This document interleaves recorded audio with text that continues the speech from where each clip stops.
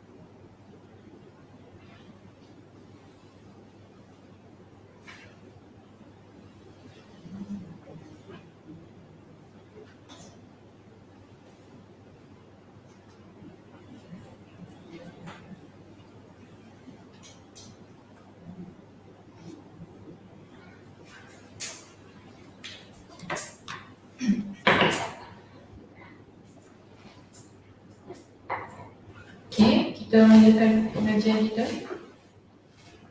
Bising tak? Bising tak? Bising? Tak?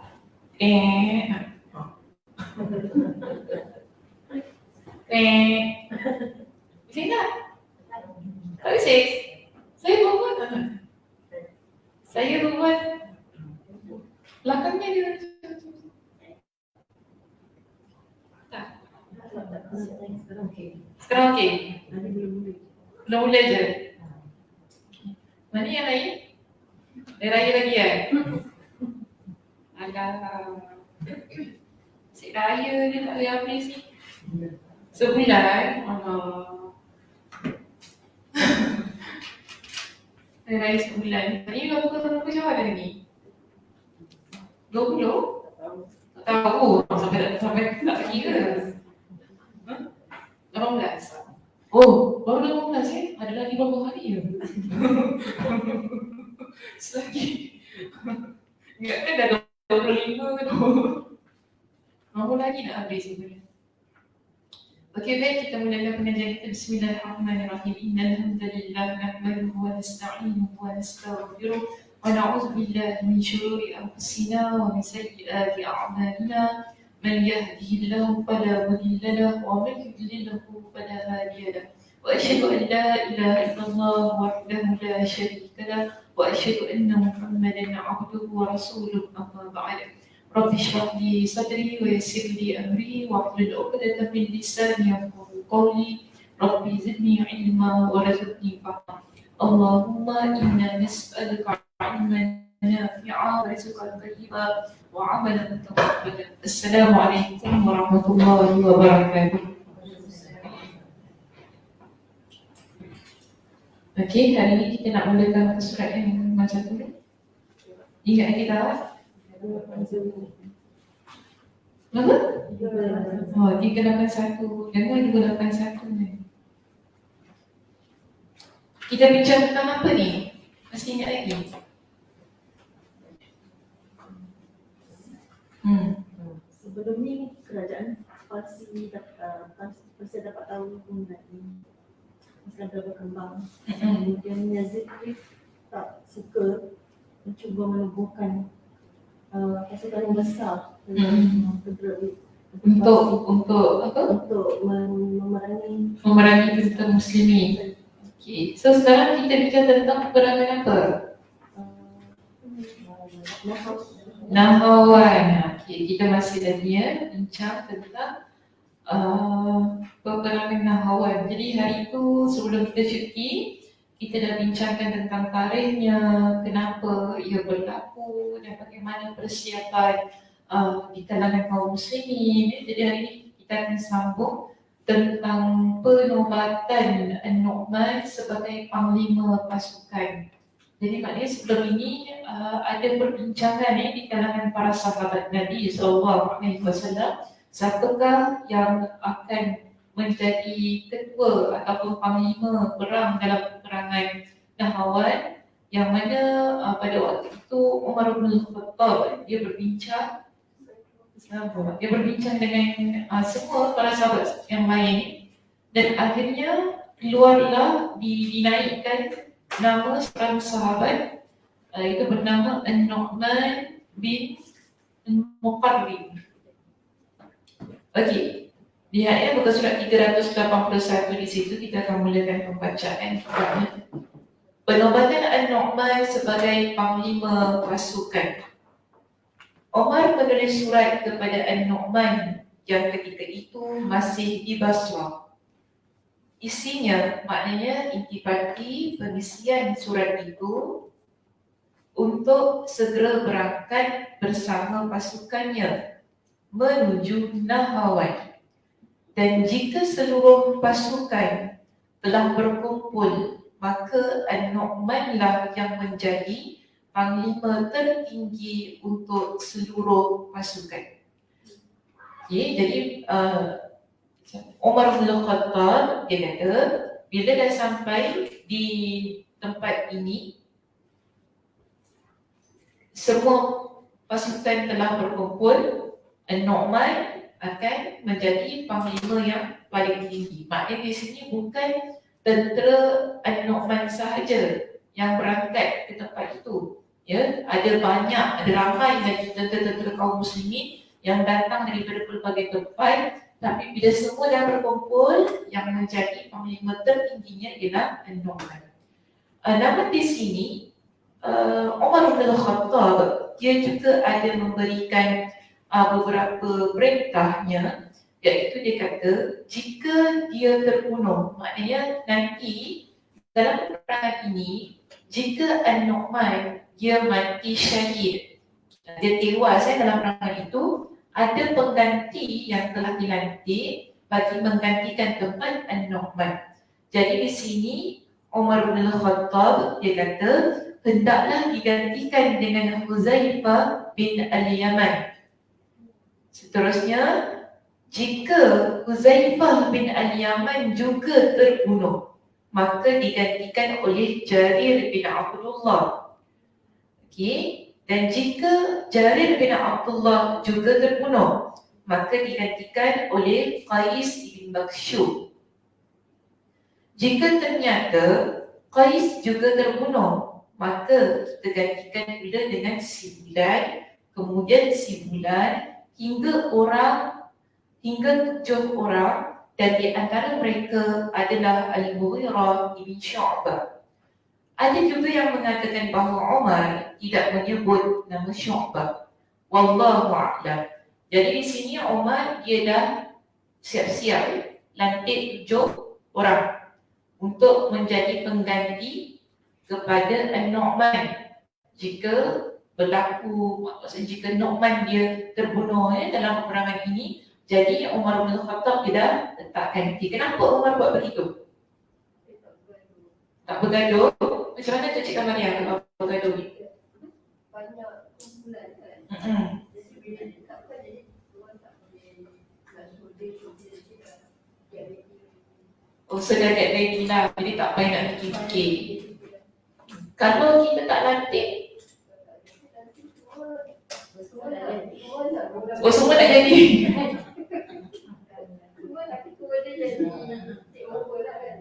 Semua nak kena jadi take over. Macam mana kita boleh semua nak kena jadi take over. Semua nak jadi maknanya mereka ada pandangan-pandangan sendirilah ya, siapa yang sepatutnya menggantikan An-Nu'man. Sebab kita kena faham ini berada dalam situasi peperangan. Bila berada dalam situasi peperangan, kita tak dapat nak predict ataupun kita tak dapat nak ramal bagaimana keadaan situasi di situ. Mungkin begitu kacau bilau sampai kita tak tahu waktu tu siapa yang menjadi pemimpin kita.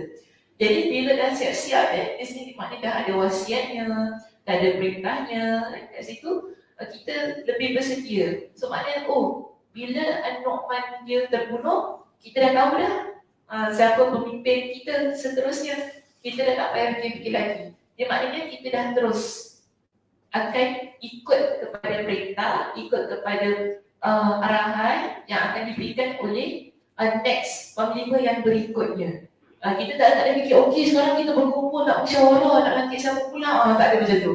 Kalau gitu kecoh lah. Tengah-tengah perang ni, akhirnya memang tewas. Pihak musuhnya, dia punya pemimpin dah terbunuh. Waktu tu juga, ni lah. Sebab bila pemimpin tak ada untuk satu kumpulan, ini dilihat sebagai satu bentuk kelemahan yang ada pada satu tempat atau sebuah tempat. Kalau tidak ada pemimpin, tidak ada suara yang akan didengar. So pihak musuh akan melihat ia sebagai satu kelemahan yang boleh menggugat tentera muslimin jika kita tak standby awal-awal atau kita bersiap sedia secara terlebih dahulu di situ. Baik, maka di sini kita panggil sebagai satu persediaan awal bagaimana Umar bin Khattab dia menyusun panglimanya atau menyusun strategi peperangannya sebelum ia berlaku, dia dah siapkan. Mungkin kita lihat sebagai poin kita yang pertama. Saya tak nak bawa ujung-ujung lah kita ambil dulu poin yang pertama tadi. Macam mana nak simpulkan Kak Ram di situ? Kalau poin pertama ni, Macam ni lah. Sediakan payung sebelum hujan. Okay? Siapkan payung sebelum hujan. Baik kita apa-apa dalam hidup kita ni, kita perlu bersedia. Apa backup kita? Kalau ini berlaku, apa kita nak buat? Kalau ini berlaku, siapa perlu kita bertemu? Kan? Maksudnya kita dah tahu apa yang perlu kita lakukan. Contoh kita dalam hidup kita ni, kita ada wasiat yang disunahkan kita buat supaya tak berlaku pergaduhan dalam keluarga. Tapi kadang buat wasiat pun gaduh juga. Kan? Buat wasiat pun gaduh juga, tak tahu manusia ni. Nanti mak ni dah siap-siap buat wasiat. Dah buat wasiat, gaduh pula dia. Oh saya tak setuju buat wasiat mak saya ni. Sampai masuk isu fatwa MUI. Kita dah kena bincang pasal wasiat mak dia pula. Itu kadang-kadang. So kita pelik manusia ni. Ada benda yang tak dipuas hatikan. Itu biasa. Cuma tak apalah. Lah kira Cik Ya. Tak apa Cik Ya. Sila. Tarik nafas. Jadi tak apalah. Anak nak bergaduh ke kan? Isteri nak bergaduh ke? Isteri nak bergaduh Siapa tahu kan ada orang di sini 2, 3, 4, 5. Dia tak ada 4 kan? Isteri 4 ke kan? Jadi kita siapkan wasiat awal. Tak nak gaduh kan? Tapi kalau nak gaduh lepas tu tak apalah, tu belakang kira lah. Itu antara orang yang hidup. Kita yang meninggal ni atau kita yang dah meninggal dunia dah settle masalah tu. Okey baik. Seterusnya kita baca di sini isi surat yang lengkap daripada Umar bin Khattab. Ya.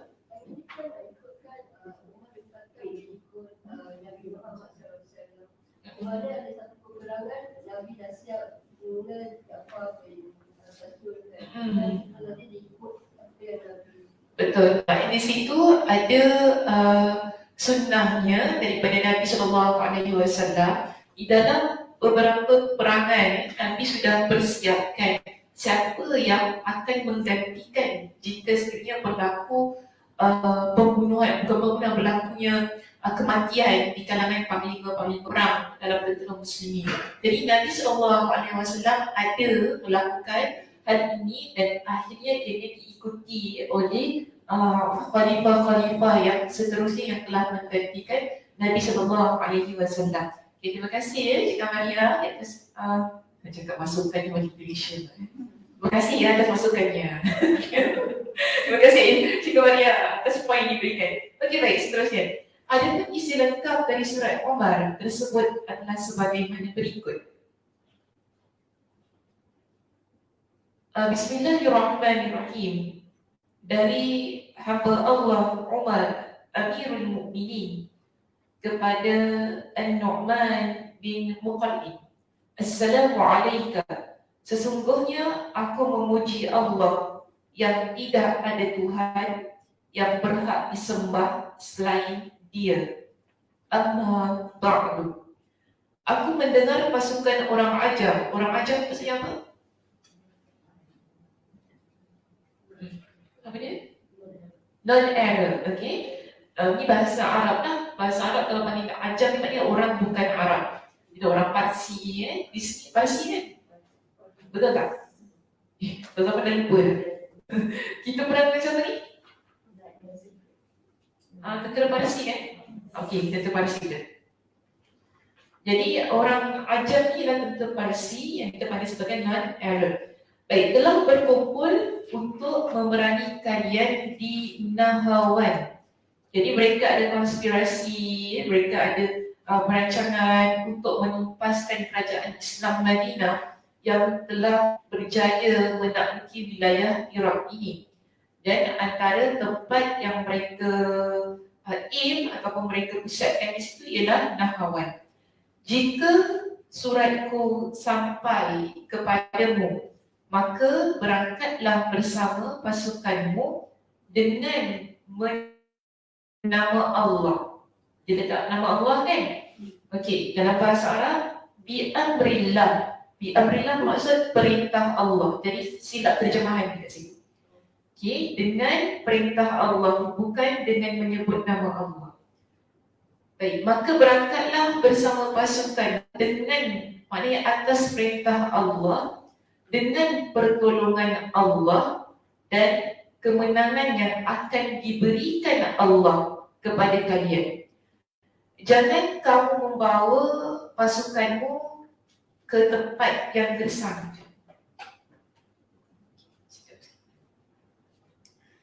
Jangan kamu membawa pasukanmu ke tempat yang gersang dan tandus. Kelak engkau akan menyakiti mereka. Jangan pula kau tahan hak-hak mereka yang membuat mereka akan menjadi kufur. Jangan sekali-kali engkau ajak pasukanmu kepada kebinasaan. Okey, Umar nak kata apa tu sebenarnya dekat poin ni? Ada banyak perkara kan disebutkan di situ. Okey, tapi sebenarnya dia nak kata tentang apa ni? Apa dia? Keselamatan. Okey, selain itu, Kak Ina ada berapa Kak Ina sejak dia tadi? Ngantuk ke? Ada apa-apa Kak Ina? Dah jatuh pula. Oh, jadi lifeline kat sebelah ni. Zah? Oh, Zah. Ada tak? Kenapa ketawa terkekek-kekek pula? Kat sini ada? Tak ada. Tak khas ada tak khas? Tak ada juga. Cikgu Maria seorang, keselamatan. Setuju dengan Cikgu Maria? Ada siapa-siapa nak tambah? Silakan. Kak Nur nak tambah apa Kak Nur? Tak ada. Usaha. Total kesilapan itu.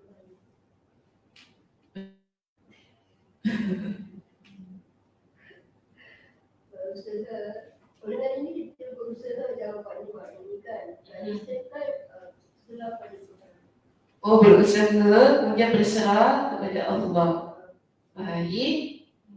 Cik Ya, cakap apa Cik Ya? Belum lagi. Sila bangun kita rumah. Okay, 1, 2.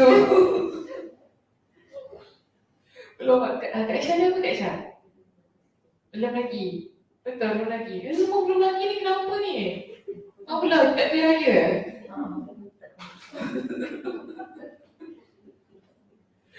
Ingat ke lagi Masya Allah. Okay, Kak Adam kenapa Kak Adam? Kak Adam? Sunyi lah Kak Adam, susah nak tengok muka dia. Ya Kak Adam, sayang. Boleh tunjuk muka Kak Adam.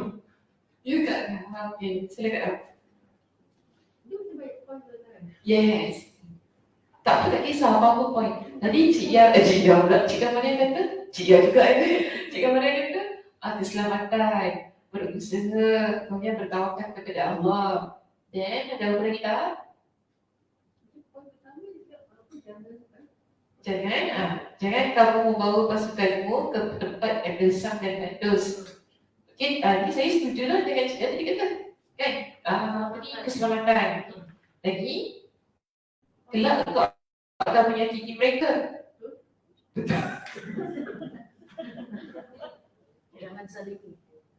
Jangan zalimi, yes, Masya Allah. Ada lagi satu poin, jangan kita menzalimi orang di bawahan kita. Itu sebenarnya kan. Maknanya kita kadang-kadang jadi pemimpin, kita lupa. Kita nak dengar orang cakap kita je. Kan, dengar cakap saya cakap ini betul. Kita lupa yang orang yang buat kerja orang bawah, bukan kita. Betul tak? Kita memang ada perintah ni senang. Yang buat siapa? Saya kata kan, yelah dia cakap senang kan kalau kerja kan. Yelah kau cakap senang kan, tentang bos saya suruh sunyi. Yang buat kita tau, kita yang hadap jemaah. Macam tu kan. Kita yang hadap jemaah, yang komplain cuma kita hadap kan. Lepas tu, siapa yang nak settlekan semua ni? Kita juga. Dia tak tahu situasi. Bagaimana orang yang kata turun padang ni berhadapan. Kita kadang-kadang jadi pemimpin ni bila kita jadi ketua, leader kat satu tempat ni, kita cakap ke tau. Sedap kita cakap kan, kita lupa kebajikan orang yang bekerja, kita lupa dia boleh buat ke tak boleh buat ke. Kadang-kadang saya tak nak dengar semua benda ni, saya tahu benda tu jadi. Biasa tak? Dengar tu kan? Saya tak nak dengar semua ni. Kan ni semua alasannya ni. Kita nak buat. Okeylah, cuba buat lah. kita pula yang kerja ni tak berani nak cakap kan? Cuba buat. Berani cakap gitu. Tak berani kita diam je. Kita cakap ni belakang je. Kan belakang je. Dia dah terima office dia cakap. Yelah, cakap senang ni. Cakap ni. Oh, cakap senang je. Lagi-lagi kalau bos perempuan ni. Sorry. Saya tak bias tau. Saya perempuan. Sebab biasa kita dapat komplain kan. Orang perempuan, kalau dia jadi ketua ni dahsyat. Semua cakap dia je betul. Yang cakap kita semua salah. Betul ke perempuan itu? Ya, cikgu bagi tak lah sama. Tak semua. Lelaki pun ada cerita juga kan. Ada je. Tapi kenapa yang perempuan selalu dipersalahkan? More detail, yes. Betul. Perfect, macam not overthinking, dia nak everything perfect. Jadi macam kadang-kadang sesuatu berlaku kan underground. Jadi kadang kita macam dia panggil macam kita kena tak boleh rigid lah, kena change. So usually perempuan dia tak ada that quality, I rasa. Macam lelaki kan diorang kalau something happen they can very fast adapt and then change accordingly. Change. Kita rigid. Kita macam kenapa kena tukar ni? Kenapa tak boleh jadi macam ni? Kita akan fikir kenapa ni. Kalau lelaki apa jadi? Tukar, tukar. Contingency 1, contingency 2. Kita sudah tukar, kita tak boleh. Kita mesti tengok ni, kenapa macam ni? Kalau kita nak gitu, kita nak gitu juga. Jadi bezalah cara berfikiran. Okay, cara kita berfikir. Macam tu. Sebab tu, tak apa jangan cakap ni. Nanti saya tengok. Tak apa. Faham ya? Okay, faham. Alhamdulillah. Faham. Senang kerja saya. Faham. Bagus, semua mudah faham. Okey, so kita lihat tadi apa yang menjaga keselamatan dan tidak menggunakan kuasa dengan sesuka hati sebagai pemimpin. So kita ada 2 poin penting di situ. Okey, yang cuba diutarakan oleh Umar bin Khattab dalam suratnya. Seterusnya, sesungguhnya menurutku nyawa seorang mukmin itu lebih berharga daripada 100 dinar. Jadi ini sebabnya mengapa Umar dia minta supaya Nu'man betul-betul jaga tadi tentang kebajikan tenteranya. Kerana kalau satu mati tentera muslimin ni kan, dia merupakan bentuk kerugian bagi pihak tentera Islam. Baik, seterusnya. Berjalanlah engkau ke depan hingga tiba di Mahmud. Mahmud ni nama tempat kan. Kalau kita lihat nota kaki di bawah itu sebuah negeri di Parsi. Jadi ada nama tempatnya Mahmud. Siapa tinggal situ seperti Mahmud. Kemahuan dia mesti tinggi. Kalau tak ada kemahuan jangan tinggal situ. Sesungguhnya aku telah menulis surat kepada warga Kufah untuk bergabung denganmu di tempat itu. Jika seluruh pasukanmu telah berkumpul, bergeraklah menuju Al-Fayruzan dan pasukan-pasukan Ajam yang telah dikumpulkannya dari warga Parsi dan lain-lain. Tak silap saya, dia kumpulkan bukan Parsi saja. Betul tak? Ada orang Arab ke? Ataupun sebab dia kata lain-lain tersebut. Sebentar saya pun dah lupa lah cerita dia. Dah sebulan ni cuti ya. Sebulan lebih.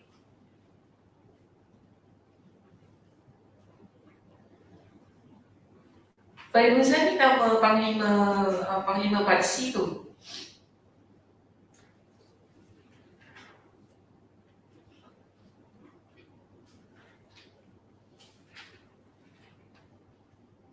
Okey, tak apa lah. Nak cari lagi. Okey, baik. Terakhir di situ Umar kata kepada, kita balik pada surat tadi.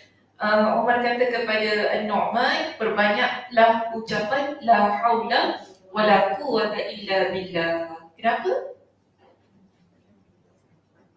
Kenapa kena banyakkan ucapan la haula? Sebab Allah lebih berkuasa daripada kita, walaupun kita bagus, kita panglima yang bagus. So at the end of the day, kalau Allah tak kehendaki, he won't happen. Sorry. Saya tukar page terus. Kalau Allah tak kehendaki, macam mana kita bagus, it won't happen. Okay. Selain itu, maknanya, okay, sebelum tu apa makna la haula wala quwwata illa billah? Tidak ada daya, tidak ada kekuatan, kuasa melainkan Allah Subhanahu wa taala. Okay. Jadi tadi Kak Siti kata apa? Kita apa tadi Kak Siti? Sorry. Macam mana bagus pun Macam mana bagus pun kita, hebat pun kita ini, kita kena ingat Allah Subhanahu wa taala yang menentukannya. Dan di sini bila kita kata tidak ada daya, tidak ada kuasa, kekuatan melainkan Allah, maknanya dia ada dua perkara. Satu, part kita lah, maknanya tentera muslimin ni, dia akan rasa bahawa yang menentukan, yang maha berkuasa hanyalah Allah Subhanahu wa taala. Dan satu juga memberikan, yang kedua ialah untuk memberikan satu kekuatan pada diri kaum muslimin bahawa pihak musuh tak kuat. Okey, pihak musuh ni tak ada apa-apa walaupun mereka ni hebat. Yang hebat ialah Allah, bukan pihak musuh. Jadi bila kita ada satu mindset yang sedemikian, datanglah musuh yang besar macam mana pun, yang hebat macam mana pun, daripada sudut sejarah, daripada sudut strategi peperangan mereka, kita tak ada rasa gentar. Kerana rasa takut kita, gentar kita hanya ada pada Allah Subhanahu wa taala yang menentukan dan maha berkuasa. Okey, ini kalau bahasa pendeknya la haula wala quwwata illa billah, kita panggil apa? Bukan. Ada satu istilah tu. Kalau Allahu Akbar kita panggil takbir. Kan? Kalau alhamdulillah kita panggil tahmid. Kalau la haula ni apa? Cik ya, saya tengok muka dia dulu. Saya tu besar. Ya. Sekali saya tengok muka dia. Ada tak?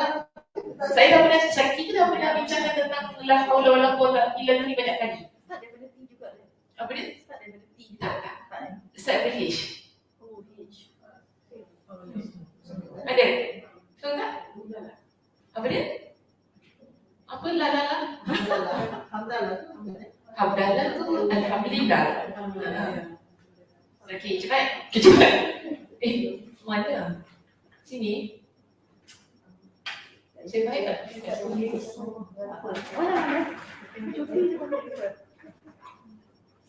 Apa pakaiannya? Start daripada H.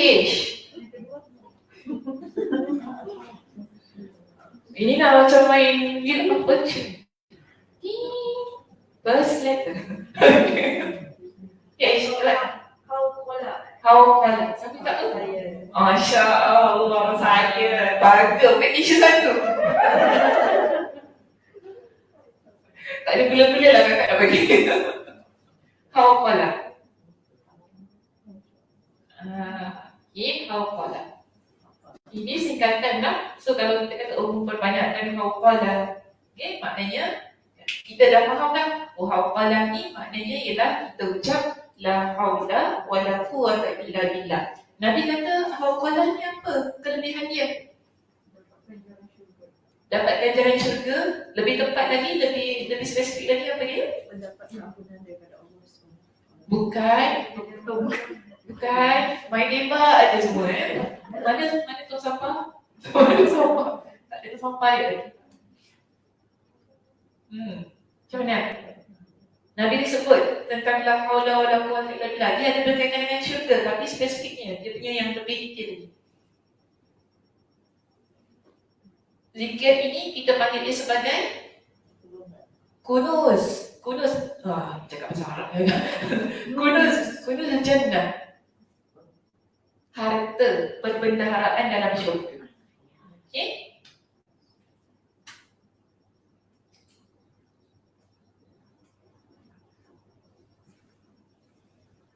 Asyik lupa je ni, kenapa ni? Sebulan masa hari raya. Dah banyak kali dah saya cerita tadi. Tak apa. Saya cerita lagi lah ya. Manusia mudah lupa. Kita ni manusia mudah lupa, tak apa. Sebab tu kita belajar kan. Belajar banyak kali, bincang banyak kali, diingatkan kita. Kalau tak lupa macam tu. Okey. Nabi kata apa tentang la haula wala quwwata illa billah ini?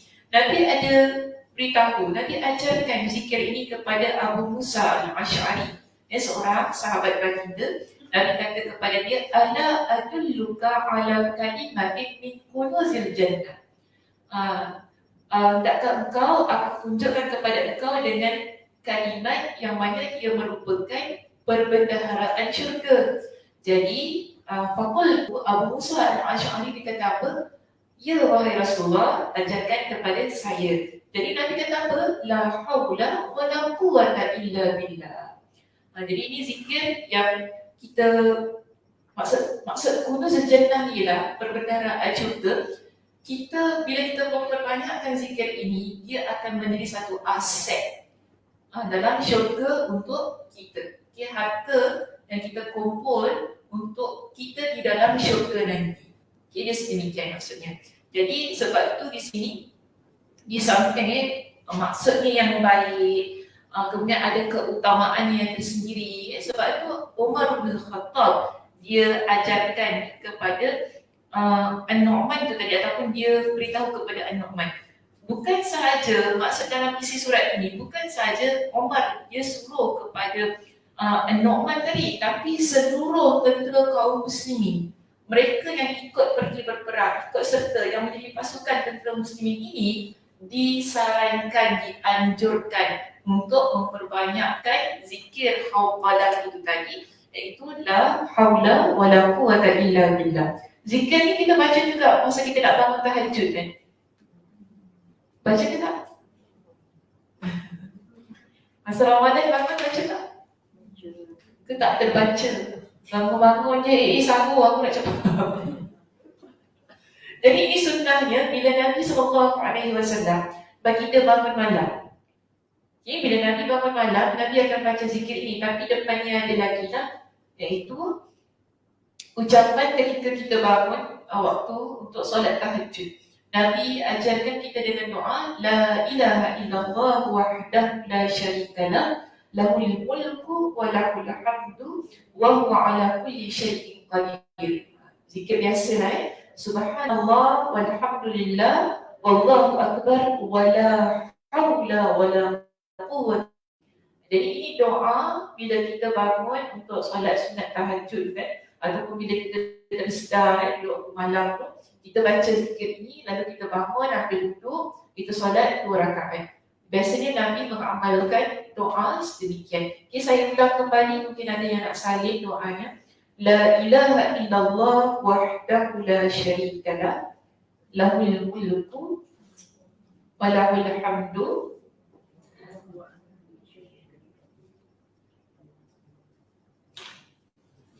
wa huwa ala kulli syai'in qadir. Subhanallah walhamdulillah wallahu akbar wala haula wala quwwata illa billah. Dapat? Dapat Ada yang tak dapat? Semua dapat kan? InsyaAllah. Okey, baik. Seterusnya doa ni kita baca bila? Hauqalah. Bila Kak Zah baca doa ni lagi? Keluar rumah. Ada hadisnya kan? Hadisnya apa? Ingat hadisnya?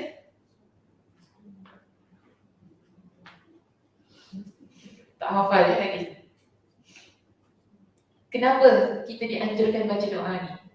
Supaya kita jadi Jadi lagi?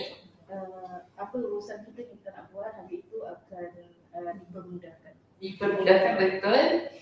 Cuma ada satu perkara yang penting, orang yang baca hauqalah ni ketika nak keluar rumah, syaitan tak ganggu dia. Okey, syaitan tak ganggu dia. Dan Nabi SAW kata apa? Jika salah seorang di kalangan kalian ingin keluar daripada rumah, maka hendaklah dia baca Bismillah tawakkaltu 'ala Allah wala haula wala quwwata illa billah. Bismillahi tawakkaltu 'ala Allah wa la haula wa la quwwata illa billah. Orang yang baca doa ini ketika dia melangkahkan kaki dia keluar daripada rumahnya tu, ada 3 perkara yang akan ada pada dia. Iaitu dikatakan untuk orang ini hudita wa kufita wa wuqita. 3. Okey, hudita maksudnya dia diberikan petunjuk. Wa kufita dia dicukupkan. Okey, urusan dia semua dicukupkan orang ni. Wa wuqita maksudnya ialah dilindungi, dipelihara. Jadi orang ini ada 3 perkara yang dia peroleh. Bila dia keluar rumah, bila kita nak pergi mana-mana lah ya, kita nak keluar rumah ni kita baca Bismillahi tawakkaltu 'ala Allah wa la haula wa la quwwata illa billah. Ada 3 perkara tadi, diberikan petunjuk, diberikan kepada dia dengan kecukupan, diberikan kepada dia dengan perlindungan. Dan Nabi kata apa? Tatanaha, syaitan akan tarik diri ya. Maknanya syaitan bila tahu kita baca ni kan doa ni, dia akan terus tak naklah dekat dengan kita. Sebab apa? Syaitan ni dia pun akan beritahu kepada kawan-kawan dia, dia kata apa? Bagaimana kita nak kacau ataupun kita nak ganggu orang yang dia sudah mendapat petunjuk Allah. Orang yang mana dia itu telah dijamin dengan kecukupan dari Allah. Bagaimana kita nak ganggu ataupun kita nak goda orang yang mana dia ni dah mendapat perlindungan daripada Allah, dari Allah Subhanahu Wa Taala. So dalam hal ini kita nampak ini keutamaan yang lain yang kadang-kadang mungkin kita terlepas pandang. Maknanya nanti kita nak keluar rumah, main keluar ya, dah lambat lagi dah sampai bawah. Kelakar buat kita kan capek dia keluar gitu kan. Tapi jangan gitulah, sebagaimana kita baca doa ini, mudah-mudahan dalam perjalanan kita dilindungi, sebab kita tak pernah tahu apa yang akan berlaku dalam perjalanan. Dan syaitan ni memang sengaja untuk kita ni, kalau jumpa orang berlaku permusuhan, jumpa orang berlakunya hal-hal yang boleh menyebabkan bergaduh, sakit hati, saling membenci. Memang syaitan suka buat itu. So kita tahu bila sekarang keluar ni tak jumpa ramai orang, ataupun nanti kita keluar, kita naik bas, kita jumpa siapa lah manusia ni, tentu ada je select, ada je perkara yang berlaku. Jadi kita tak pernah tahu kan hal-hal sedemikian akan berlaku. Maka kita usaha baca hauqalah itu tadi ya, Bismillahi tawakkaltu 'ala Allah wa la haula wa la quwwata illa billah. Kemudian yang terakhir adalah, saya pernah cakap tentang ni yang terakhir. Bukan buat sebenarnya.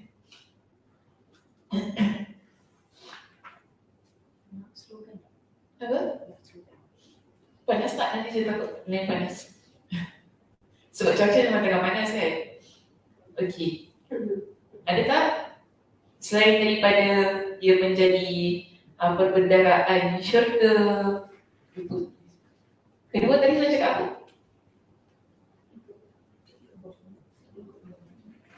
Doa.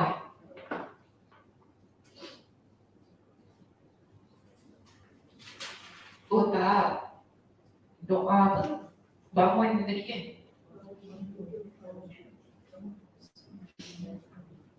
Doa kita bangun doa ni nak tahajud.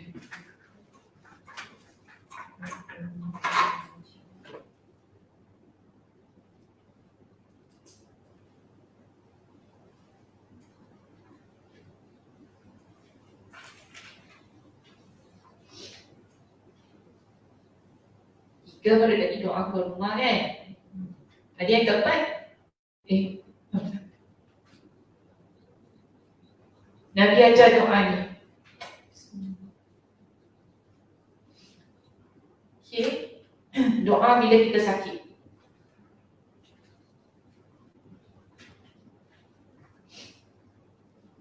Nabi kata orang yang sakit ni, man qala, siapa yang dia ucapkan, jika wa idza qala, dan jika seorang hamba ini dia berzikir ataupun dia baca la ilaha illallah wa la haula wa la quwwata illa billah. Jadi kita kalau sakit, banyakkan zikir ini. La ilaha illallah, depan dia, biasa depan doa-doa tadi semua depan dia lain-lain tapi belakang dia sama, ada hauqala. La ilaha illallah wa la hawla wa la quwwata illa billah. Allah Subhanahu wa taala akan berikan respon kepada orang yang mana dia membaca zikir tadi. Okey? La ilaha illallah wa la hawla wa la quwwata illa billah. Allah akan berfirman, La ilaha illa ana. Tidak ada Tuhan melainkan aku. Bila Allah dengar kita ni baca zikir tadi kan, La ilaha illallah wa la hawla wa la quwwata illa billah, Allah jawab. Allah jawab apa? La ilaha illa ana. Hamba aku, dia ucap tidak ada melainkan aku. Okey? Wa la hawla wa la quwwata illa bi. Hamba aku itu juga dia mengaku bahawa tidak ada daya, tidak ada upaya kekuatan melainkan kekuatan aku. Okey. Nabi kata apa? Man qalaha fi maradihi. Siapa yang mengucapkannya ketika dia sakit. Thumma mata. Kemudian dia meninggal dunia. Jadi kita tak pernah tahu sakit apa yang menyebabkan kematian kita. Jadi sebab itu tadi saya sarankan banyak baca zikir ini bila kita sakit. La ilaha illallah wa la hawla wa la quwwata illa billah. Ini Nabi kata apa? Siapa yang ucapkan zikir itu tadi, kemudian thumma mata, dia meninggal dunia, lam tata'amhu nar, neraka tak makan dia. Ini keutamaan yang bagi saya masya-Allah tabarakallah. Yang paling besar, maksudnya yang paling hebat. Neraka ni tak makan orang yang mana bila dia sakit lalu dia ucapkan zikir tadi, la haula, la ilaha illallah wa la haula wa la quwwata illa billah. Bila kemudian dalam keadaan itu dia meninggal dunia, ada satu keutamaan jaminan yang diberikan kepada dia, iaitu api neraka tidak makan dia. Jadi kalau api neraka tak makan dia, maknanya masuk syurga Allah Subhanahu wa taala.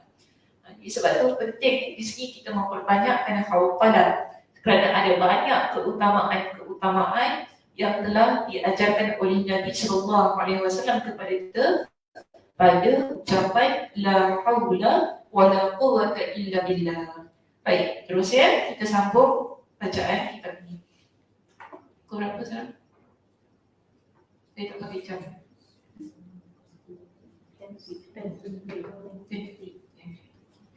Baik, seterusnya Umar juga menulis kepada wakilnya di Kufah.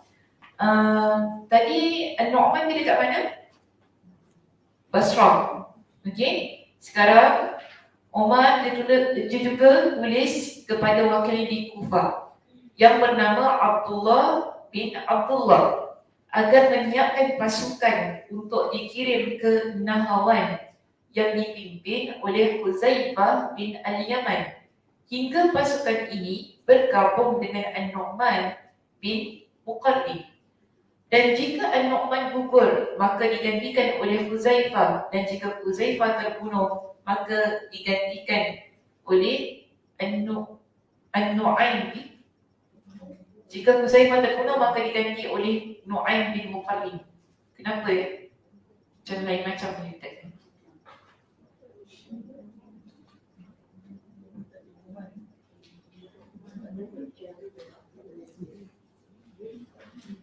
Okey, satu Nu'man, satu Nu'aim. Okay. Satu Nu'man, satu Nu'aim ni, itu yang macam nama dia sama. Okay, first, di sini Umar beritahu kepada Abdullah bin Abdullah, hantar Huzaifah bin Al-Yaman, sampailah jumpa dengan Nu'man bin Muqarrin. Jika Nu'man bin Muqarrin gugur dalam peperangan itu, ganti dengan Huzaifah. Maknanya Huzaifah yang tadi yang dia hantar tu ni mengambil alih tempat An-Nu'man. Tapi kalau An-Nu'man meninggal atau An-Nu'man terbunuh dalam peperangan ini, diganti dengan Nu'aim. Mungkin adik-beradik dia ni, Nu'aim bin Muqarrin. Beliau juga menunjuk As-Sa'ib bin Al-Aqra sebagai pembahagi harta rampasan perang. Jadi orang yang nak membahagikan harta rampasan perang pun sudah dilantik oleh Umar bin Khattab.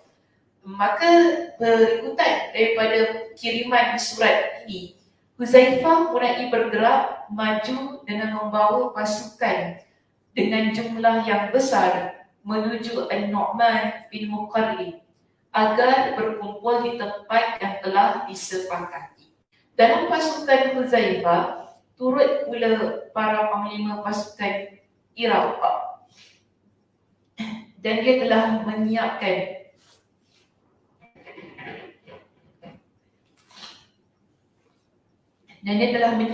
di setiap regu jumlah pasukan yang memadai. Dia telah menyiapkan pasukan penjaga di setiap sudut. Mereka benar-benar waspada dari segala kemungkinan yang menimpa. Hingga akhirnya mereka bertemu dengan pasukan An-Nu'man di tempat yang telah dirancang. Huzaifah memberikan surat Umar kepada An-Nu'man yang isinya agar dia mengikuti arahan Umar dalam peperangan ini. Lengkaplah jumlah pasukan kaum muslimin menjadi 30,000 orang sebagaimana yang diriwayatkan Sayyid dari Asy-Sya'bi. Di antara mereka terdapat banyak sahabat senior. Sahabat senior ni maksudnya apa?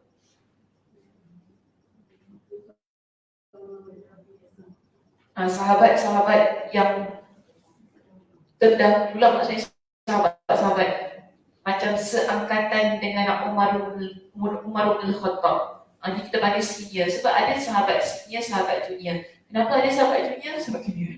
Sahabat yang muda. Yang mana mereka ni bertemu dengan Nabi ketika umurnya kanak-kanak. Kan? Jadi bila Nabi meninggal dunia tu masih muda lagi kan? So kalau kita kata sahabat senior ni maknanya mereka yang seangkatan macam Ali bin Abu Talib, Osman bin Affan, ini semua sahabat-sahabat yang senior. Iaitu dia berikan contoh di sini seperti Abdullah bin Umar. Abdullah bin Umar ni anak kepada Umar bin Khattab. Dia sahabat yang senior. Okey, kerana dia jumpa dengan Nabi tu waktu umur dia dalam umur 20-an gitu lah kan. Maknanya sempat dewasa lah ketika bertemu dengan Nabi SAW. Jarir bin Abdullah Al-Bajali, Huzaifah ibn Al-Yaman, Al-Mughirah ibn Syu'bah, ini semua sahabat-sahabat senior. Umar bin Ma'di Karib Az-Zubaydi, Tulaiha bin Khulaid Al-Asadi, dan Qais bin Makshu Al-Muradi. Ini semua sahabat-sahabat yang senior yang mana mereka ini meriwayatkan hadis-hadis Nabi SAW. Kemudian pasukan ini mulai bergerak menuju Nahawan. Baik, seterusnya apa yang berlaku? An-Nu'man dia mengutus pengintai. Pengintai ni maksudnya apa? Spy. Okey, pengintai. InsyaAllah ayatnya terjemahan itu. Mengutus pengintai maknanya ada mata-mata untuk cek, untuk periksa bagaimana situasi yang sebenar berada di Nahawan. Jadi di sini An-Nu'man dia mengutus Tulaiha, Amr bin Ma'di Karib Az-Zubaydi dan Amr bin Abi Salamah sebagai spy di depan pasukan untuk mencari informasi tentang musuh dan persiapan mereka. Ketiga mata-mata ini, iaitu ketiga spy ini berjalan sehari semalam.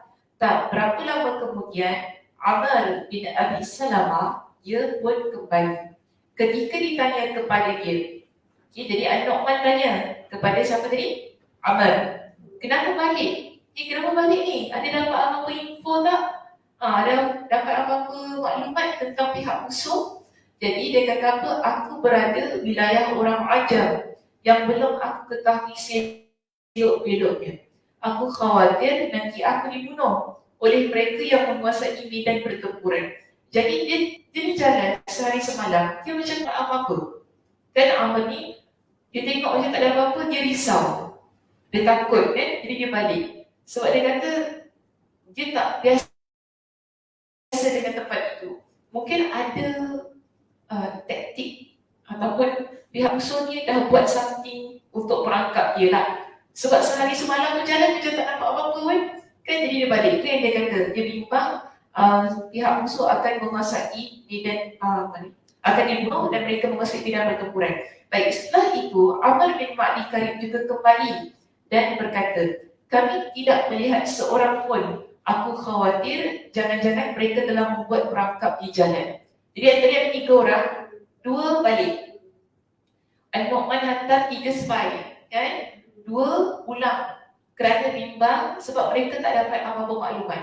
Jadi bila mereka pulang ni, mereka kata bimbang ada perangkap yang telah dibuat oleh pihak musuh untuk mengalahkan mereka ataupun untuk membunuh mereka. Tinggal seorang lagi, siapa? Tulaiha. Jadi Tulaiha ni terus berjalan. Dia tidak terpengaruh dengan kembalinya kedua rakannya. Kita kalau kita pergi bertiga, kalau 2 balik, kita rasa tergugat ke tak? Kan? Kita rasa tergugat kan? Alamak, member orang dah balik lah.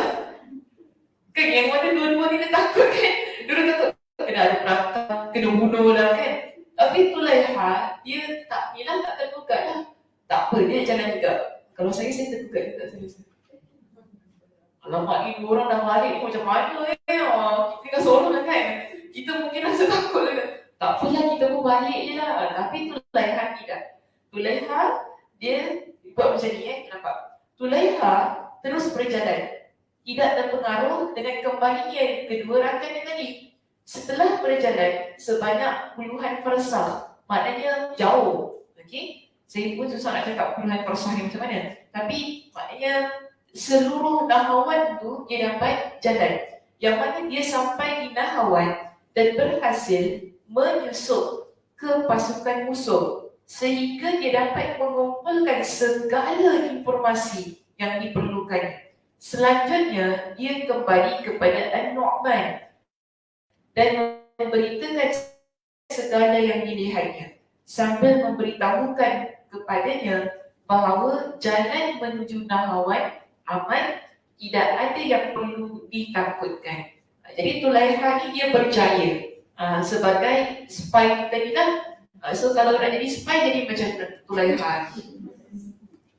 Kena berani kena berani. Kita jangan cepat kancung.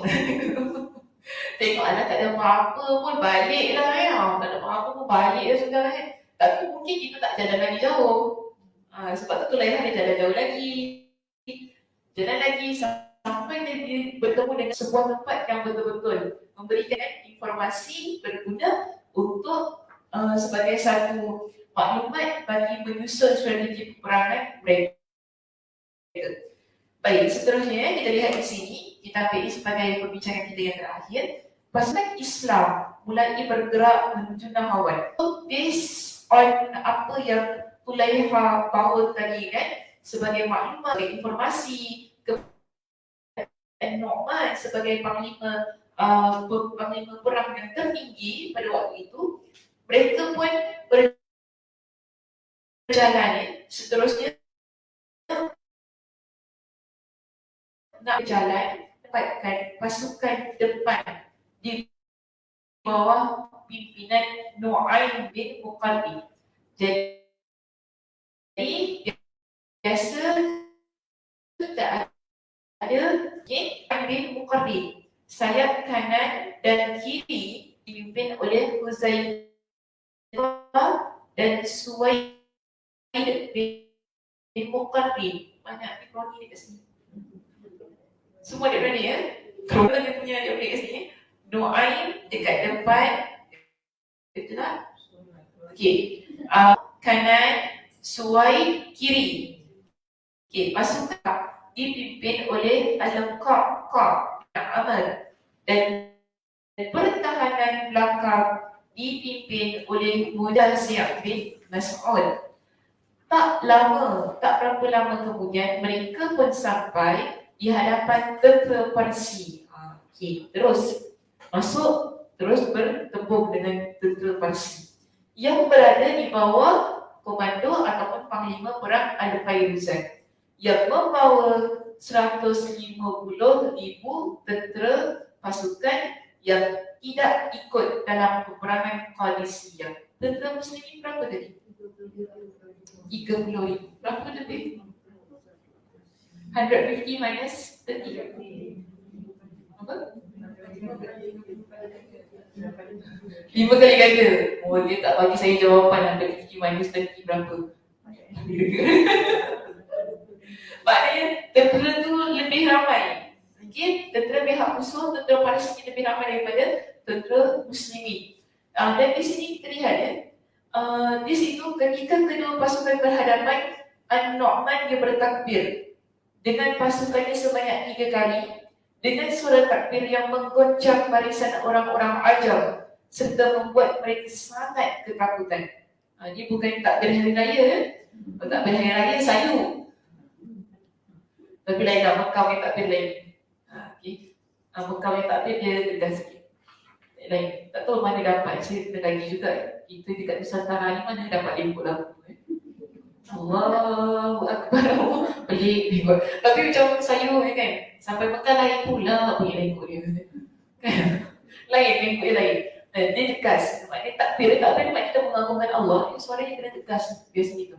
Tapi kalau Nusantara ni dia lembut, sayu, dia bunyi kan. Menyusup ke kalbu. Lain, dia punya lembut je. Jadi di sini An-Nu'man dia bertakbir dengan pasukan. Kalau perang lagi lah tak boleh bawa lembut Nusantara punya takbir tu kan. Tak semangat. Perang bawa macam ni kan.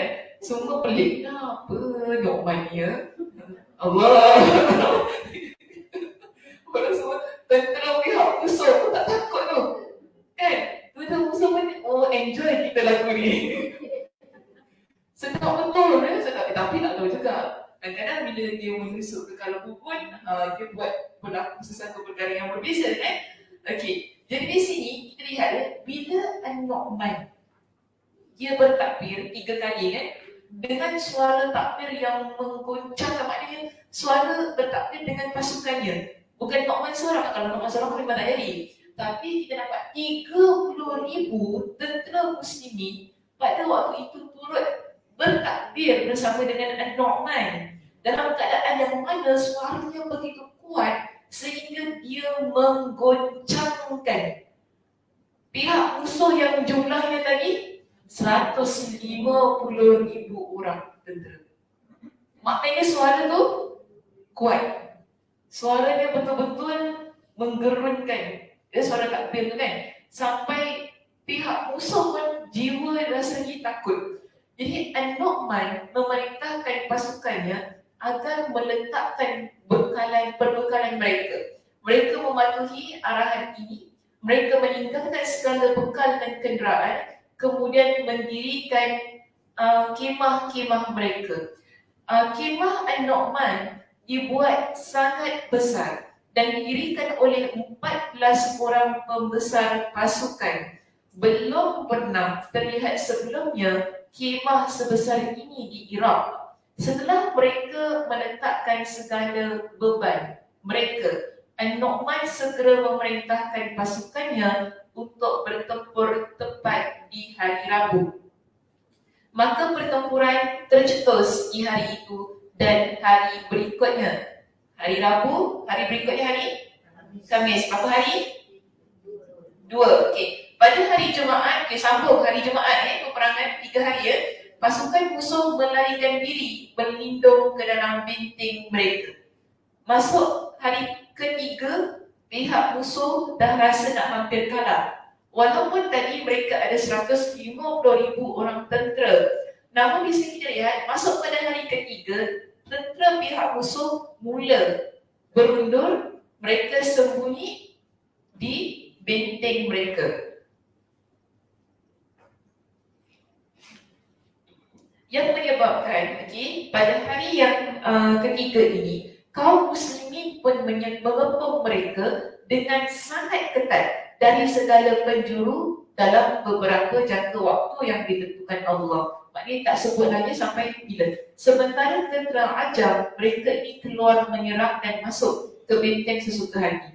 Jadi bila tentera ni, mereka pulang ke benteng mereka ya, tapi kita tak kata mereka sembunyi tak keluar-keluar.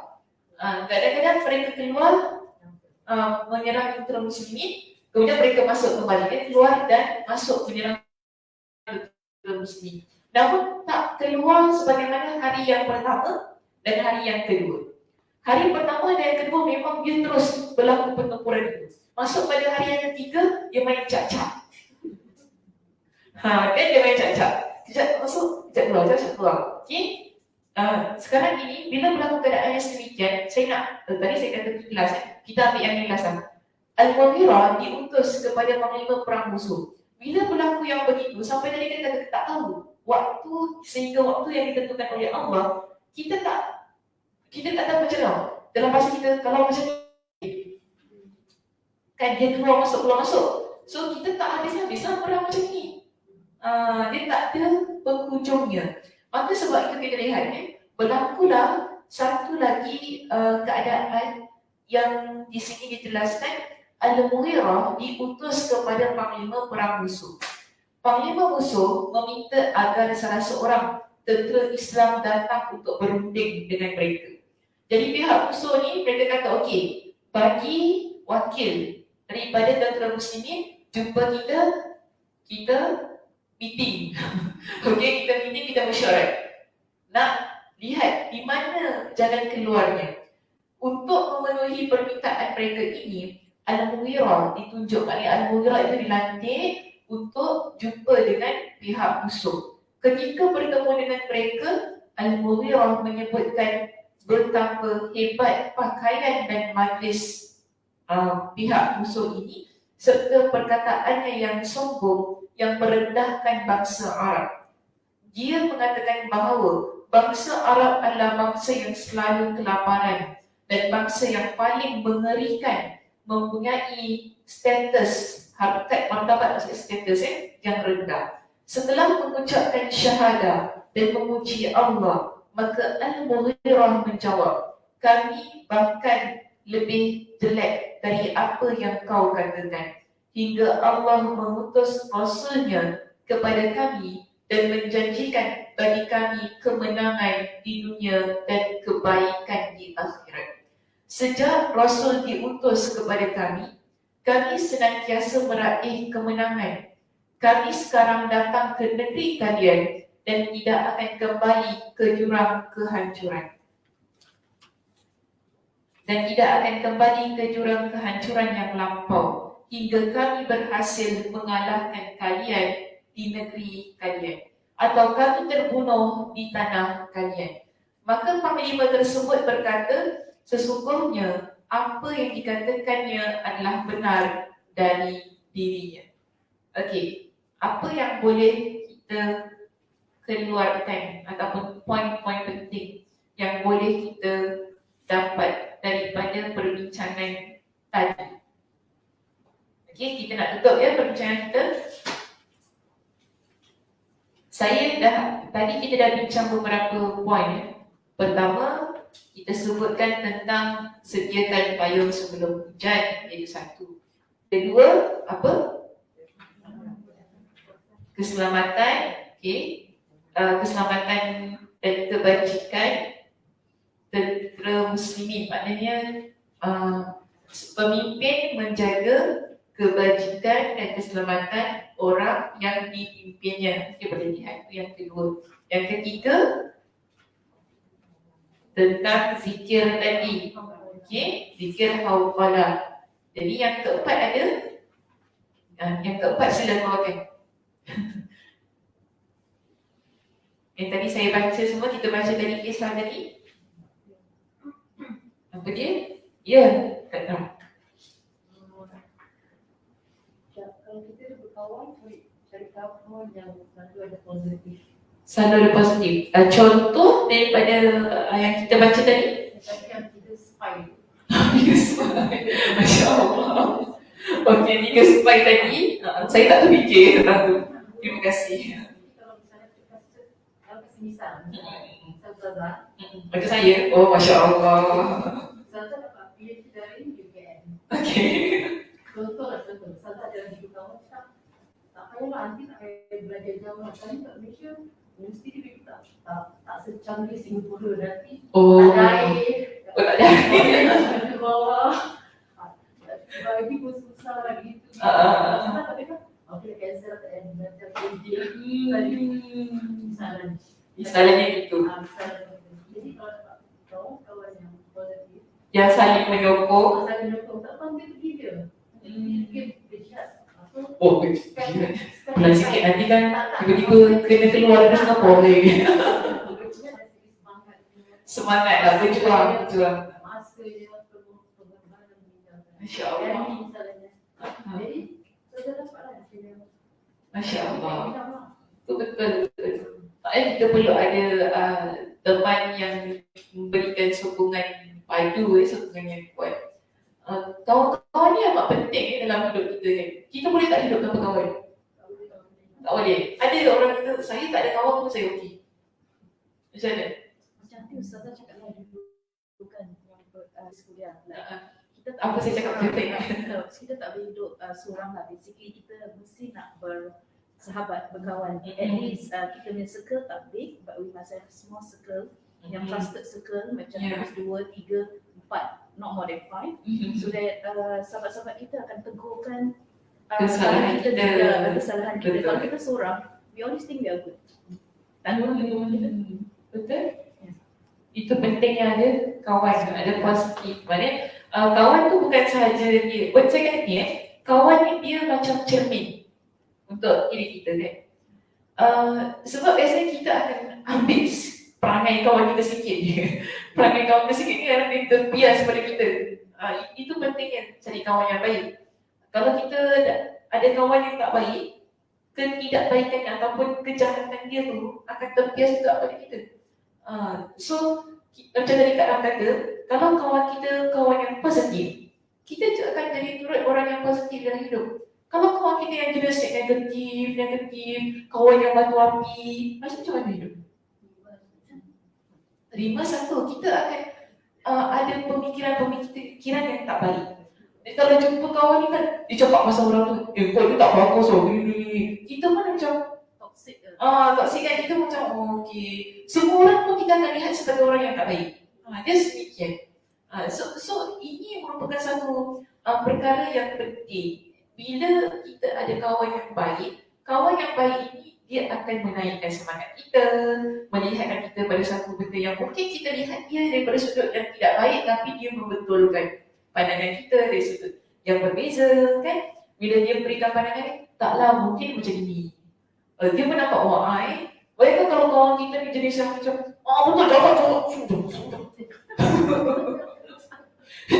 Kita nampak semua orang jahat. Dia je kawan kita yang jahat ni lah dia yang baik kan. Semua kita nampak orang yang jahat. Kawan kita ni je lah yang baik. Ini tak bagus. Ataupun dia kata, Sakina aku jangan gini nanti. Kita akan, langkah kita tak jauh tau. Langkah kita akan jadi singkat dan kita tak ke mana. Dan dia pun tidak memberikan apa-apa pertolongan, apa-apa bantuan. Akhirnya kita kat situ saja. So kalau kita ada kawan-kawan yang baik, yang berikan seperti Nabi kata apa, kawan ni dia ada dua. Satu dia umpama penjual minyak wangi, ada satu pembuat besi. Kenapa Nabi kata penjual minyak wangi? Sebab kita terasa tempias juga Kewangian dia. Yalah kalau kita masuk kedai orang yang jual minyak wangi kan, tak sama kedai tu, semua buat minyak wangi, kita keluar melengkat kan. Kalau kita duduk dengan orang yang baik, macam tu. Mana-mana kebaikan orang tu melekat pada kita. Orang nampak dia duduk dengan orang yang baik kan, Masya Allah duduk orang baik. Cuba kalau orang nampak kita duduk dengan orang yang tak baik. Kita sekarang kita baik tau. Kita baik. Tapi kerana kita duduk dengan seorang yang tak baik tu, orang akan assume kita pun macam ni. orang akan assume kita pun macam tu. Walaupun kita tak macam tu. Sebab ini pandangan biasa yang ada pada manusia. Kita nampak, dia duduk dengan orang tu tak baik kan. Tak sangka kawan dengan orang macam ni. Orang kan cakap begitu kan. Kita pun Sosai jangan dengar cakap orang lah. Betul, jangan dengar cakap orang. Itu kata kita. Kata orang, kau tak fikir. Ini ayat mak saya Itu kata kita. Kata orang, orang kata lain kan. Kita kata begitu. Tapi kita nampak, kenapa Nabi umpamakan kawan ini sebagaimana penjual minyak wangi dan juga pembuat besi. Kerana Nabi beritahu kepada kita manusia, mereka ada pemikiran yang sedemikian. That's why you kena cari kawan yang betul-betul boleh menghalang orang lain memberikan tanggapan yang negatif pada diri kamu. Sebab tu Nabi kata apa? Kalau kawan dengan penjual minyak wangi, kamu akan kena dengan bau wanginya. Kalau kawan dengan orang yang membuat besi, kalau kita dekat dengan dia, kita masuk kedai dia, dia zen, dia punya tu kan, baju kita boleh terbakar. Sebab apa? Kita duduk dekat dengan dia. Ataupun bau api tu akan melekat pada kita. Nak pergi workshop macam tu kan. Workshop tu kan. Bukan saya kata pekerjaan tak baik, tidak, ini perumpamaan dia sahaja. Yang mengatakan, ikut bau dia, bau tayar aku, bau api apa kan. Sebab aku boleh workshop. Kita nampak gitu kan? Ni kau mau wangi, tadi aku keluar daripada zaman Tazura. Fragrance di kedai apa. Kita bau sedemikian. So ini yang dipanggil sebagai satu hal yang mana tadi bagaimana pentingnya kawan-kawan yang baik berada di persekitaran kita. Ia boleh mengubah keadaan kehidupan kita, maksudnya keadaan pemikiran kita, apa yang kita rancang, apa yang nak kita lalui dalam kehidupan kita ini. Okey, bagus poin yang yang keempat. Kita ada poin yang kelima. Kita ambil sebagai poin kita yang terakhir pada pagi ini. Ada apa tadi poin yang keempat tadi? Nak singkatkan macam mana Kak Ram? Kawan yang baik lah, senang. Kepentingan kawan yang baik.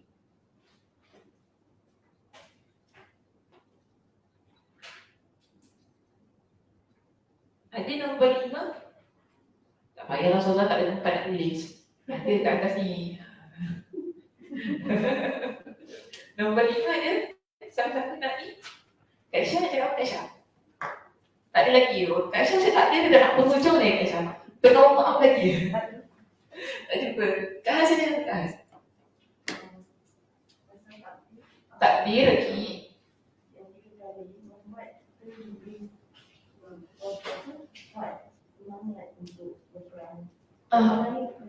Allah wafat adalah satu-satunya yang menolong kita, membuat kita tak takut. Maknanya ungkapan lafaz takbir itu ianya mengingatkan kepada kita yang maha agung, yang maha besar itu adalah Allah Subhanahu Wa Taala. Sehingga kita tidak melihat perkara-perkara yang lain, walaupun perkara itu besar, sebagai hal yang boleh menggugat semangat kita, hal yang boleh menurunkan atau merendahkan diri kita tu tadi kan. Sehingga kita jadi takut untuk berhadapan dengan situasi. Atau mudah kita kata gini saya ambil intipan sedikit daripada apa yang Kak Has sebutkan tadi. Dalam hidup kita akan berhadapan dengan berbagai macam isu. Ada banyak masalah. Kadang-kadang kita rasa masalah kita besar, kan? Masalah itu tak tertanggung. Tapi bila kita ingat Allah itu maha besar, apa yang kita hadapi ini sebenarnya kecil. Dia begitu. Apa yang kita hadapi ataupun apa yang sedang kita berhadapan ini adalah sesuatu yang kecil. Kerana yang menentukan itu adalah dari yang maha besar, iaitu Allah Subhanahu Wa Taala. Bila kita ingat sedemikian dengan takbir itu tadi kan, kita akan ada rasa gerun, iaitu takut kepada Allah Subhanahu Wa Taala, sehingga ketakutan kita kepada Allah itu adalah mengatasi segala-galanya. Hal-hal yang lain walaupun kita takut, dia tak boleh menandingi apa yang kita rasa tentang Allah Subhanahu Wa Taala. So itu pentingnya juga kita banyak bertakbir kepada Allah Subhanahu Wa Taala agar kita ingat bahawa dalam hidup kita ini yang paling agung, yang paling besar adalah Allah Subhanahu Wa Taala. So ambil itu sebagai poin kita yang terakhir. Atau ada poin lagi nak tambah? Tak ada ya? Semua nak tutup buku? Tak ada ya?